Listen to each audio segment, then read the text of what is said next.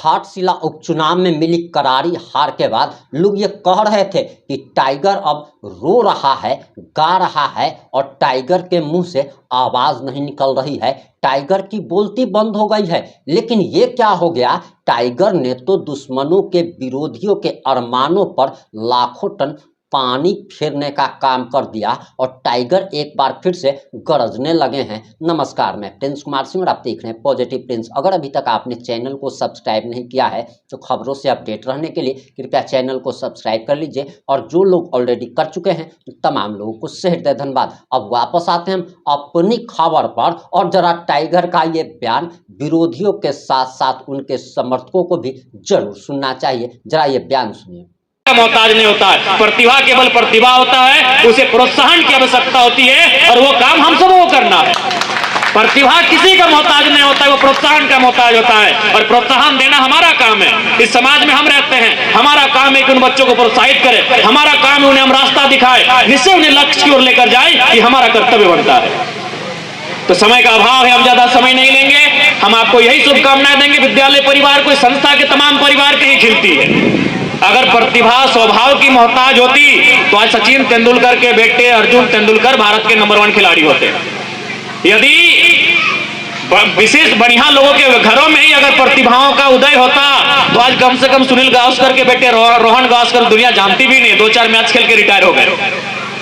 इसलिए प्रतिभा किसी बैकग्राउंड का मोहताज नहीं होता है। अगर बैकग्राउंड का मोहताज होता तो हम सचिन को सब जानते हैं, आईपीएल का खेल को सब जानते हैं, उनका बेटा कम से कम बढ़िया खिलाड़ी होता।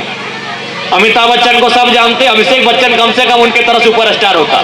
इसलिए प्रतिभा कभी बैकग्राउंड का मोहताज नहीं होता है। यदि आपको लगता है कि मेरे पिताजी एक किसान है और अगला का पिताजी एक आईएएस है तो ये मन में मत रखेगा। प्रतिभा किसी का अमन चैन के साथ रहते हैं, आजाद भारत में आजादी के साथ खुली हवा में सांस लेते हैं। इस भारत के निर्माण में कई महापुरुषों का योगदान है। आधुनिक भारत के निर्माण की बात करें तो पंडित नेहरू का योगदान बहुत ही महत्वपूर्ण है, क्योंकि जब भारत देश अंग्रेजों के चुंगल से आजाद हुआ और इस देश की व्यवस्था को संचालन करने का जिम्मा आया था तो उस समय आज की तरह व्यवस्थाएं नहीं थी, आज की तरह सुविधाएं नहीं थी और ना ही किसी भी प्रकार की हमारी मूलभूत सुविधाएं थी। लेकिन उस विकट परिस्थिति में पंडित नेहरू ने अपने हाथों में देश की कमान को लेते हुए आज हमारे देश जो आगे बढ़ रहा है, आज जो हमारा देश पूरे विश्व में जाना जा रहा है, तो कहीं ना कहीं इसकी नींव सन 1947 में रख दी गई थी और जिसकी नींव की जो कैप्टन थे वो पंडित जवाहरलाल नेहरू थे। तो आज ऐसे महापुरुष की जयंती के अवसर पर पूरे देश में मनाए जा रहे इस कार्यक्रम को लेकर विशेषकर बच्चे काफी उत्सुक रहते हैं। आज जब कार्यक्रम हो रहा था तो भी हमारे दोनों जिला परिषद भाई लोग हैं, हम लोग अभी चर्चा कर रहे थे, बीएन महतो जी हैं, मुखिया जी हैं, कि भाई हम लोग को अपना बचपन याद आया कि वो बचपन होता था हमारा जब टीचर डे में हम लोग टीचर लोग को उपहार देते थे और चिल्ड्रन डे में वो हमें रसगुल्ला इत्यादि लाकर उपहार के रूप में या फिर बच्चों को देते थे। खेल कूद का कार्यक्रम आयोजन होता था। तो सबसे पहले चूंकि बच्चों से जुड़ा हुआ कार्यक्रम है, मैं तमाम प्यारे बच्चों आपसे यही कहूंगा कि मन लगा के पढ़ाई लिखाई करिए, क्योंकि आपके माता पिता बहुत ही विकट परिस्थितियों में, जिस विकट परिस्थितियों में पंडित नेहरू ने देश को संभाला था, उसी विकट परिस्थितियों में आपके माता पिता अपने घर को चला रहे हैं। आपके घर को बड़ी विकट परिस्थितियों में चला रहे हैं, बड़े अभाव में चला रहे हैं। इसलिए आप मन लगाकर पढ़ाई लिखाई करें और पढ़ लिख कर इस क्षेत्र में अपना नाम रोशन करें। पढ़ाई लिखाई बहुत जरूरी है। आज मैं अगर आपके बीच एक विधायक के रूप में आया तो कहीं ना कहीं हम लोग पढ़े लिखे हैं, तभी जाकर राज्य की जनता ने विश्वास किया, हमारे कार्यक्रमों को, हमारे कार्यों को सराहा। इसलिए आप लोग पढ़ाई लिखाई बहुत ही ध्यान लगाकर, मन लगाकर करें और इस क्षेत्र का विधायक होने के नाते हमसे जो भी बनेगा उसमें हम कभी पीछे नहीं हटेंगे। और आप तो सभी जानते हैं भारत की राजनीति के इतिहास में हम पहला विधायक हैं जो अपनी सैलरी से 75% बच्चों को डोनेट करता है कि आप लोग पढ़िए लिखिए, जहां हमारी जरूरत हो आप हमें याद करिए, हम आपके साथ खड़े रहेंगे। आपने देखा कि जब मैट्रिक और इंटर का रिजल्ट आया, हमने अपने 3 महीने की सैलरी जो लगभग 5 लाख के आसपास होता है, आज के डेट में लोग 5,000 रुपया अगर जेब से निकालते हैं तो 4 बार सोचते हैं। और मैं किस परिवार से आता हूं, माताओं बहनों आप भी जानते हैं, हमारा घर दूर नहीं है, जीटी रोड में जाइएगा जाइएगा, तुरंत मानटाड़ पहुंच जाइएगा। आज जाके देखिएगा हमारी स्थिति, पूरा घर में आज भी बारिश की बूंदें जो छत में गिरी हैं हमारे खपरे में, आज भी जमीन से निकल रही है। आज भी हमारी माँ एक ही शिकायत करती, कम से कम नया घर नहीं बनाओगे तो कम से कम जमीन को प्लास्टर कर दो, ये स्थिति हमारे घर की है। लेकिन फिर भी हम अपने घर, चूंकि हम बीडीओ बनते, हम अगर सीओ बनते, हम अगर दरोगा बनते तो हम आपके अपने घर के बारे में सोचते हैं। चूंकि हमें जनता ने जिताया है तो जितना हम अपने घर के बारे में सोचते हैं, जितना हम अपने भाई के बारे में सोचते हैं, उतना जनता के जो बच्चे हैं, उनके जो घर परिवार की स्थिति है, उतना ही हम उनके बारे में भी सोचते हैं। तो हमने अपनी सैलरी का 3 महीना का जो लगभग 5 लाख रुपया होता है, इस राज्य के महामहिम, इस राज्य के सर्वोच्च रहनुमा राज्यपाल महोदय की उपस्थिति में हमने बच्चों को डोनेट करने का काम किया था। क्योंकि हम मानते हैं शिक्षा ही ऐसा साधन है जो हमारे क्षेत्र को विकसित करेगा, जो हमारे राज्य को विकसित करेगा, जो हमारे देश को विकसित करेगा। बिना शिक्षा के हम किसी भी सपने को साकार नहीं कर सकते हैं। आज अगर हमारा देश आजाद हुआ है, आज हम पंडित नेहरू की बात करते हैं, लेकिन पंडित नेहरू भी एक शिक्षित व्यक्ति थे, वो बैरिस्टर थे। गांधी कौन थे? गांधी बैरिस्टर थे। सरदार पटेल कौन थे? सरदार पटेल बैरिस्टर थे। नेताजी सुभाष चंद्र बोस कौन थे? उस समय के आईएएस लेवल की एग्जाम को पास करने वाले शख्स थे। पढ़े लिखे लोगों ने देश को आजाद कराया है।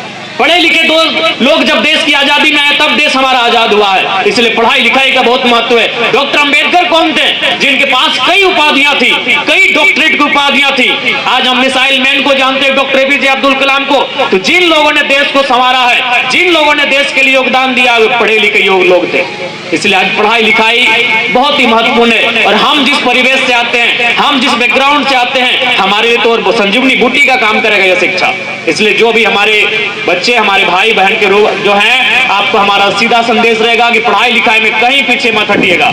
और अभी प्राचार्य महोदय कह रहे थे कि हमने बहुत ही विकट परिस्थिति में इस विद्यालय का संचालन किया है, तो मैं आपको कहूंगा कि प्रतिभा अभाव में सदस्यों को कि आप लोग अपने नित्यांत जो कार्य में लगे हैं उस कार्य में लगे। एक विधायक होने के नाते, इस क्षेत्र का जनप्रतिनिधि होने के नाते आपको हमारी जब आवश्यकता पड़ेगी हम आपके साथ खड़े हैं, ये हम आपको आश्वस्त करते हैं। और पुनः बाल दिवस की बहुत बहुत शुभकामनाएं। मंच में मंचासीन हमारे तमाम प्रबुद्ध लोगों, इस क्षेत्र के जनप्रतिनिधिगणों और साथ में मीडिया के बंधुओं, माताओं, बहनों और हमारे प्यारे बच्चों और इस विद्यालय के इस संस्थान के तमाम शिक्षक शिक्षिकाओं, प्राचार्य समेत सभी को हमारी शुभकामनाएं। बाल दिवस की बहुत सारी शुभकामनाएं। जोहार सभी को।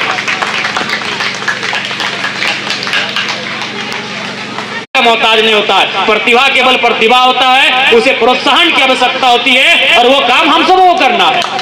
प्रतिभा किसी का मोहताज नहीं होता है, वो प्रोत्साहन का मोहताज होता है और प्रोत्साहन देना हमारा काम है। इस समाज में हम रहते हैं, हमारा काम है कि उन बच्चों को प्रोत्साहित करें, हमारा काम है उन्हें हम रास्ता दिखाएं, जिससे उन्हें लक्ष्य की ओर लेकर जाए। ये हमारा कर्तव्य बनता है। तो समय का अभाव है, हम ज्यादा समय नहीं लेंगे। हम आपको यही शुभकामनाएं देंगे। विद्यालय परिवार कोई संस्था के तमाम परिवार के ही खिलती है। अगर प्रतिभा स्वभाव की मोहताज होती तो आज सचिन तेंदुलकर के बेटे अर्जुन तेंदुलकर भारत के नंबर 1 खिलाड़ी होते। यदि विशेष बढ़िया लोगों के घरों में ही अगर प्रतिभाओं का उदय होता तो आज कम से कम सुनील गावस्कर के बेटे रोहन गावस्कर दुनिया जानती भी नहीं, 2-4 मैच खेल के रिटायर हो गए। इसलिए प्रतिभा किसी बैकग्राउंड का मोहताज नहीं होता है। अगर बैकग्राउंड का मोहताज होता तो हम लोग सचिन को सब जानते हैं, आईपीएल का खेल को सब जानते हैं, उनका बेटा कम से कम बढ़िया खिलाड़ी होता। ये उन विरोधियों के मुंह पर करारा तमाचे के समान है जिन लोगों को लगता था कि टाइगर की बोलती बंद हो गई और टाइगर की गर्जना सुनकर अब इन लोगों को बरनौल की जरूरत पड़ रही है। अब आपकी क्या प्रतिक्रिया है? अपनी प्रतिक्रिया जरूर दीजिएगा। जुड़े रहें हमारे साथ। जय हिंद, जय भारत।